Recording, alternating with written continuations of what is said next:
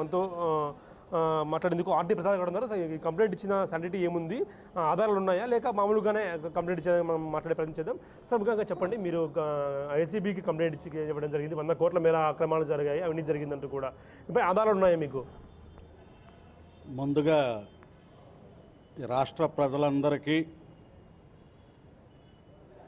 ఒక మాజీ జాతీయ స్థాయి కబడ్డీ క్రీడాకారుడిగా 40 సంవత్సరాల నుంచి క్రీడల్లో అనుభవం ఉన్న వ్యక్తిగా 20 సంవత్సరాల నుంచి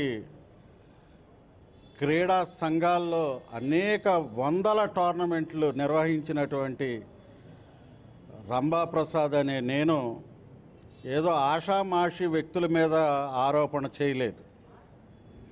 ఈ రాష్ట్రంలోనే పేరెన్నికగన్నటువంటి 10 మందికి తెలిసినటువంటి వ్యక్తుల మీద నేను ఆరోపణ చేస్తున్నాను. ఇది నా ఆరోపణ కాదు, ప్రత్యక్షంగా జరిగినటువంటి ఆడుదాం ఆంధ్ర పేరుతో జరిగిన దోపిడీని ప్రజలకు తెలియచేయటానికి ఈ రోజున నేను రాష్ట్రం మొత్తం పర్యటిస్తున్నాను. అందులో భాగంగానే ఈ రోజున అనంతపురం రావటం జరిగింది. అనంతపురంలో మీడియా మిత్రులు అడిగిన వీటికి డైరెక్ట్గా నేను సమాధానం చెప్పేది ఏంటంటే, ఆడుదాం ఆంధ్రాలో ఫస్ట్ అనౌన్స్ చేసినటువంటి అమౌంట్ ఎంత? ఆ రోజున అప్పటి ముఖ్యమంత్రి ఇన్వాల్వ్ అవ్వలేదు ఆడుదాం ఆంధ్రాలో. ఒక ముఖ్య ఉద్దేశం ఏంటంటే, రాష్ట్రంలో క్రీడా నైపుణ్యం ఉన్నటువంటి క్రీడాకారులను వెలికి తీసుకొచ్చి వాళ్ళకు ఒక గుర్తింపు తీసుకొచ్చి రాష్ట్రంలో ది బెస్ట్ ప్లేయర్స్ని తయారు చేయాలనే ముఖ్య ఉద్దేశం అని ఆడుదాం ఆంధ్ర టోర్నమెంట్ని అనౌన్స్ చేయడం జరిగింది రాష్ట్ర వ్యాప్తంగా.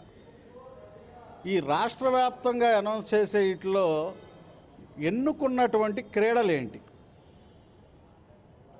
Cricket, ball badminton, kho kho, kabaddi, volleyball. రాష్ట్ర ప్రజలందరికీ నేను కోరేది ఒకటే, వీళ్ళు ఎంచుకున్న క్రీడల్లోనే అయ్యే ఖర్చు ఎంత అనేది ఒకసారి ఆలోచించమంటున్నాను. కబడ్డీకి ఎంత ఖర్చు అవుద్ది, ఖోఖోకి ఎంత ఖర్చు అవుద్ది, ఏది మ్యాట్లు అనండి లేకపోతే ఎక్విప్మెంట్ అనండి, క్రీడా సామాగ్రి అనండి, ఎంత ఖర్చు అవుద్దండి?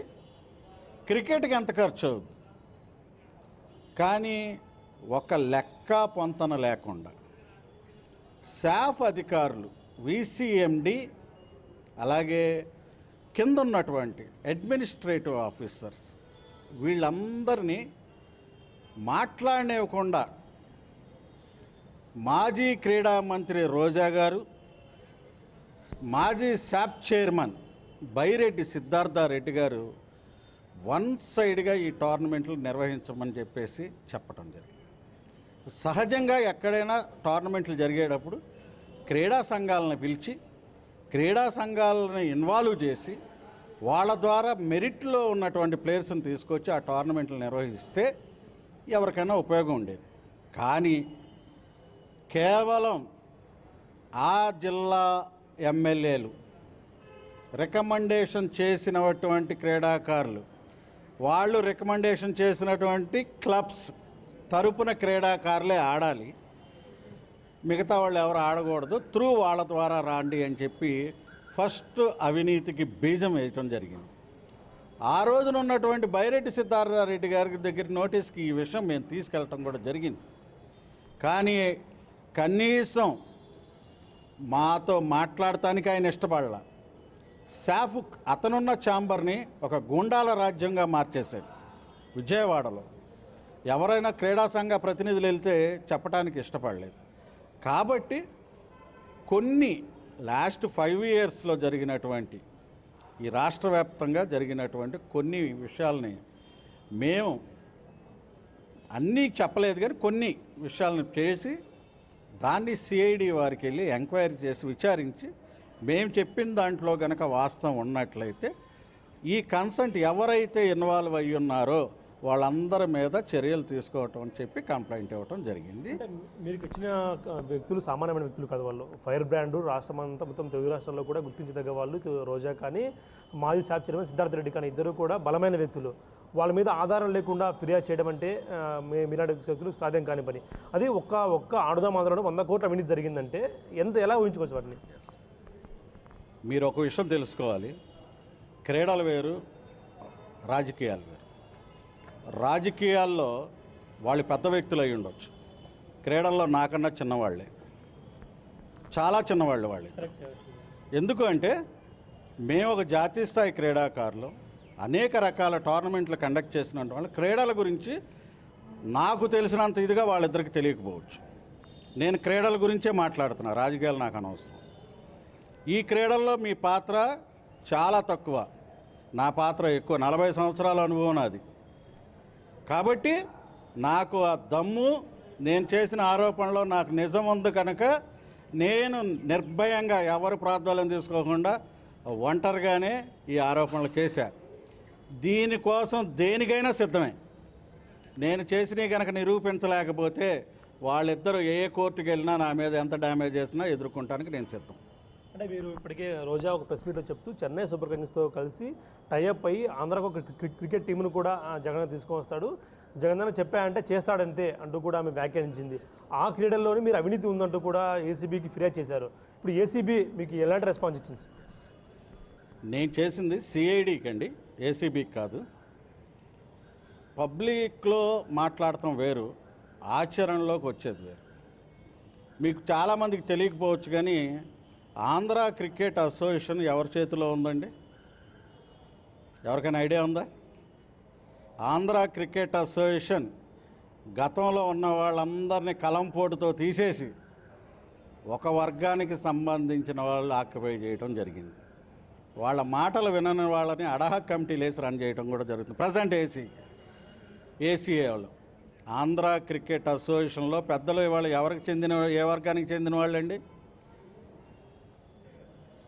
ఈ ఒక్క స్టేట్మెంట్ చాలు. వాళ్ళు చేసింది టైఅప్లు ఎన్ని సంగతి తర్వాత మెరిట్ ప్లేయర్స్ని తీసుకోండి, మెరిట్ ప్లేయర్స్ని తీసుకొని వాళ్ళకి ఇచ్చేయండి. అంతేగాని ఎమ్మెల్యే రికమెండేషన్ చేశాడను అసలు ఆడిన క్రీడాకారులు ఎవరో తెలియదు. ఒకటే ఉదాహరణ, డైరెక్ట్గా వాళ్ళిద్దరిని క్వశ్చన్ చేసేది. మీరు చేసిన ఈ 110 కోట్లలో ఒక్క క్రీడాకారుడికైనా మీరు ఇచ్చే సర్టిఫికెట్ వాల్యూ ఉంటుందా? ఇది చెప్పమనండి, సమాధానం చాలు. మీరు ఇచ్చే సర్టిఫికేట్ దేనికైనా ఉపయోగపడుద్దా చెప్పండి. మీరు ఇచ్చిన సిఐడికి ఇచ్చిన ఫిర్యాదులు ఏదైతే 100 కోట్ల అవినీతి చేశారో ఎక్కడెక్కడంటే క్రీడా సామాగ్రిలో లేకుంటే క్రీడాకారుల దగ్గర నుంచి తీసుకుని ఎలాంటి అవినీతి జరిగింది సార్? ఇక్కడ అన్ని గ్రౌండ్స్ డెవలప్ చేయటం కానించి, క్రీడా పరికరాల కానించి, క్రీడా దుస్తుల పరికరాలు కానించి, క్రీడాకారులకి నగదు బహుమతులు ఇచ్చిన దాంట్లో కానించి, అలాగే అధికారులు అంటే ఈ టోర్నమెంట్ సక్సెస్ అవడానికి ప్రధాన కారణం, సక్సెస్ అని వాళ్ళు చెప్పుకున్న దాన్ని బట్టి ప్రధాన కారణం వ్యాయామోపాధ్యాయులు, పీఈటీలు. నిజంగా అండి ఎన్నో కష్ట నష్టాలు కోర్చి ఈ టోర్నమెంట్ చేయడం జరిగింది. సెలవులు ఇవ్వకుండా వాళ్ళ పర్సనల్ పనులకు కూడా ఎట్టి పరిస్థితుల్లోనూ మీరు ఈ టోర్నమెంట్లో పార్టిసిపేట్ చేయాల్సిందే. పిల్లల్ని మీరే తీసుకురండి. పిల్లలు ఎవరు స్వచ్ఛందంగా రాలేదండి. వ్యాయామోపాధ్యాయుల మీద ఉన్నటువంటి గౌరవంతో వాళ్ళు వచ్చి పార్టిసిపేట్ జరిగింది. ఇదే చాలు కదా. మీరు వ్యాయామోపాధ్యాయుల్ని కనుక్కోండి ఈ రాష్ట్రంలో, వాళ్ళు ఏం చేశారనేది మొన్న జరిగిన దీంట్లో తెలుస్తాను. అంటే మీరు చేసిన ఫిర్యాదులో అయితే 100 కోట్ల అవినీతిలో ఎవరికి వాటాల మూట చెప్పి అవన్నీ ఏమైనా ఆధారాలు మీకు సేకరించారా?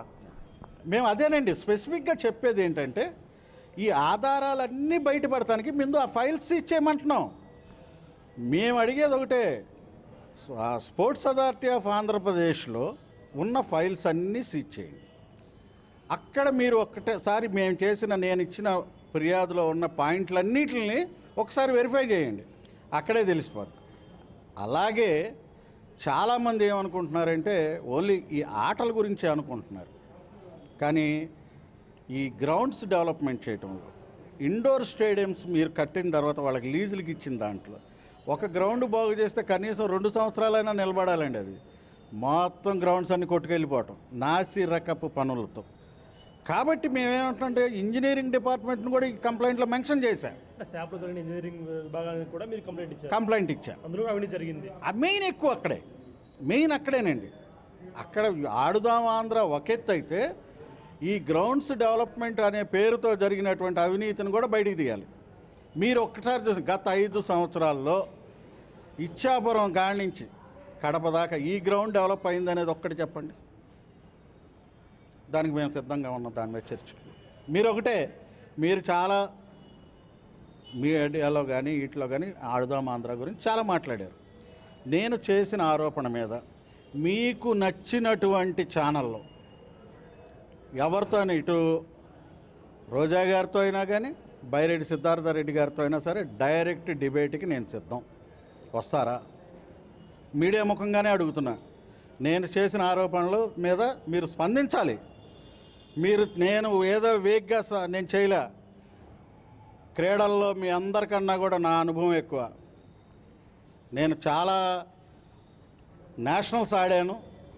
అలాగే గత 8 సంవత్సరాలుగా అనేక వందల టోర్నమెంట్లు కండక్ట్ చేసినటువంటి. కాబట్టి నేను అడిగేది ఒకటే, రోజా గారు కానీ బైరెడ్డి సిద్ధార్థరెడ్డి గారు కానీ డైరెక్ట్గా నాతో డిబేట్కి రండి. నేను తప్పు అయితే అక్కడే నా స్పోర్ట్స్ వదిలేస్తా. మీరు చేసిన తప్పును నేను నిరూపించడానికి సిద్ధంగా ఉన్నా. శాఫ్ అధికారుల సమక్షంలో, సిఐడి అధికారుల సమక్షంలో విచారణకు సిద్ధమైంది. అంటే ఈ జరిగిన కుంభకోణంలో శాప్ ఇంజనీరింగ్ విభాగం కానీ లేదా క్రీడా సామగ్రిలు కానీ టెండర్లు పిలిచి తీసుకుందా లేదా డైరెక్ట్ ఇచ్చేసారు సార్? ఇక్కడ మీరు ఇంజనీరింగ్ సెక్షన్ అనేది సెపరేట్ అండి. అది గత 5 సంవత్సరాలుగా జరిగినటువంటి ఇంజనీరింగ్ విభాగంలో జరిగిన అవినీతి గురించి ఒక ఆరోపణ. ఇక్కడ ఆడుదాం ఆంధ్రాలో జరిగినవి ఏంటంటే మ్యాట్లు కొన్నారు. ఇప్పుడు ఖోఖోకి కానీ ఇప్పుడు అంతా కూడా కబడ్డీ ఏంటంటే మ్యాట్ల మీద ఆడుతున్నారు. ఇదివరకు ఏంటంటే కింద నేల మీద ఆడేవాళ్ళు, అంత ఖర్చు ఉండేది కాదు. ఇప్పుడు ఏమైందంటే మ్యాట్ల మీద ఆడుతున్నారు. ఇది కూడా మోడర్న్ అయిపోయింది. మీరు కొన్న మ్యాట్లు ఇప్పుడు ఎక్కడున్నాయి ఈ రాష్ట్రంలో? ఎన్ని మ్యాట్లు కొన్నారు? ఎన్ని లక్షలు కొన్నారు? పేపర్ మీద మీరు ఎన్నైనా చూపించవచ్చు. అందుకనే కదా మేము ఎంక్వైరీ చేయమని అడుగుతున్నాం. నేను బిగ్ టీవీ నుంచి మీరు వచ్చారు సార్, మీరు ఆథరైజ్డ్ పర్సన్ కాబట్టి మీరు వచ్చారు, లేకపోతే రారు కదా. అలాగే మీరు ఎవరికి ఇచ్చారు టెండర్లు? పేపర్లో ఎక్కడ రాలా? ఆ బిల్స్ చూపించండి. మీరు చేసిన ప్రతి టీ షర్ట్ కానించి, వికెట్లు కానించి, బాల్స్ కానించి, బయట మార్కెట్లో రేట్ ఎంత, మీరు టెండర్లో కోడ్ చేసిన బిల్లులు ఎంత వచ్చినాయి అనేది చేయండి, అక్కడే తేలిపోతుంది. అంటే గత ప్రభుత్వం స్పష్టంగా చెప్పింది 100 కోట్లు దాటితే టెండర్ ఏదైనా సరే జ్యుడిషియల్ ప్రివ్యూకి వెళ్ళిన తర్వాతే ఆమోదం పొందాలి అంటూ కూడా. ఇప్పుడు మీరు 100 కోట్ల పైన అవినీతి ఆరోపణలు చేస్తున్నారు. అంటే టెండర్ లేకుండా టెండర్ కేటాయించి దాంట్లో అవినీతి చేశారని మీరు ఆరోపిస్తున్నారు సార్? ఇక్కడ మంచి ప్రశ్న వేశారు. ఇక్కడ 100 కోట్లు అనేది ఒక్క సామాగ్రి కొనటంలోనే ఉండదండి. టోటల్ నిర్వహణ నిమిత్తం చేసినటువంటి అమౌంట్ అది. మీరు ఒక క్రికెట్కి సెపరేట్ చేశారు, ఏ గేమ్కి ఆ గేమ్కి ఎక్విప్మెంట్ సెపరేట్ చేసేసారు. సో అక్కడ ఈ 100 కోట్ల మాట రాదు. దానికంటూ ఒక అమౌంట్ ఫిక్స్ చేసుకొని, అది అసలు ఒక ఇష్టారాజ్యం అండి. దాంట్లో ఒకళ్ళతో మాట్లాడటం కానీ ఒక ఇది చేయటం కానీ ఏం లేదు.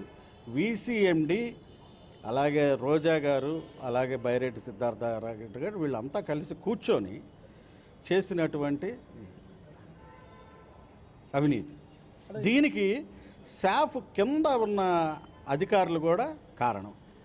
ఈ ఒక్క ఆంధ్రప్రదేశ్ స్పోర్ట్స్ అథారిటీలో ఉన్న వ్యక్తులే కాదండి, ప్రతి జిల్లాలో ఉన్న డిస్ట్రిక్ట్ స్పోర్ట్స్ డెవలప్మెంట్ ఆఫీసర్లు దీనికి కారణం. కాబట్టి వీళ్ళందరినీ మీరు పరిగణలో తీసుకొని సిఐడి ఎంక్వైరీ జరగాలి. ఎవరి జేబుల్లోకి వెళ్ళిందని ఆరోపిస్తున్నారు? ఇద్దరైనా మీకు కింద పాత్ర పై పాత్ర ఎవరు అనుకుంటున్నారా? కర్నూలు సాగుకు 100 కారణాలండి. ఇది ఒక్క వాళ్ళిద్దరే కాదు, చాలామంది ఉన్నారు దీంట్లో. రేపు విచారణ జరిగితే అనేకమైనటువంటి స్పోర్ట్స్ పరంగా, రాజకీయంగా మాకు సంబంధం లేదు, స్పోర్ట్స్ పరంగా స్పోర్ట్స్లో ఉన్నటువంటి అనేక మంది బయటకు వస్తారు. అలాగే 2 క్రీడా సంఘాల్లో ఉన్న అధికారులు కూడా బయటకు వస్తారు. మీకు దీని వెనక టీడీపీ ఎవరు మీకు చెప్పారా కంప్లైంట్ చేయమని, లేదా మీరే ఒక మాజీ క్రీడాకారుడిగా మీరే కంప్లైంట్ ఇచ్చారు? సార్ పొద్దున్న లేస్తే మేము ఉండేది గ్రౌండ్లో, ఇందిరాగాంధీ మున్సిపల్ స్టేడియంలో. నా పుట్టుక ఇందిరాగాంధీ స్టేడియంలో ఒక పేద క్రీడాకారుడిగా నేను జాతీయ స్థాయికి ఆడినటువంటి కబడ్డీ